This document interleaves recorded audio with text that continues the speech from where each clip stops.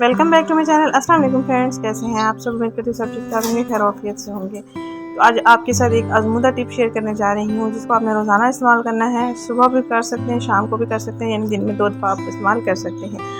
आप अपने हाथों और पाँवों और काली गर्दन की रंगत को कैसे निखार सकते हैं, आइए जानते हैं इस टिप के साथ।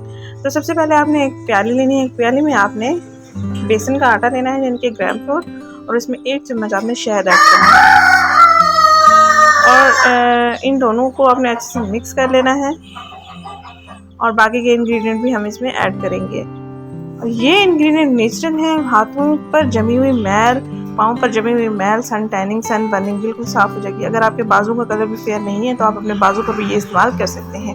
इसमें आपने ऐड करना है एलोवेरा जेल। एलोवेरा जेल अगर आपके पास पैकिंग वाला है, पैकिंग वाला भी इस्तेमाल कर सकते हैं। अगर आपके पास फ्रेश लीव्स का मौजूद है तो वो भी आप इस्तेमाल कर सकते हैं। तो आपने इनको अच्छे से मिक्सअप कर लेना है। मिक्सअप कर लेने के बाद आपने अपने हाथों, पाँव और काली गर्दन पर इसको अप्लाई कर लेना है। अगर आप इसमें लेमन जूस ऐड करना चाहें भी आप कर सकते हैं। बेसन आपके हाथों और पाँव की रंगत को फौरी निखार देता है और इसके रिजल्ट्स देर पा रहते हैं। जो भी लड़कियां स्कूल गोइंग, कॉलेज गोइंग होती हैं वो रोज़ाना अगर इस टिप का इस्तेमाल करें तो रोज़ाना बेसिस पे उनके हाथ और पाँव बिल्कुल साफ सुथरे, गोरे गोरे हो जाएंगे, जैसे कि उनके फेस का कलर अगर फेयर है तो ये हमारा मिक्सर बिल्कुल तैयार हो गया है। एक दफ़ा के इस्तेमाल के लिए ये काफ़ी है।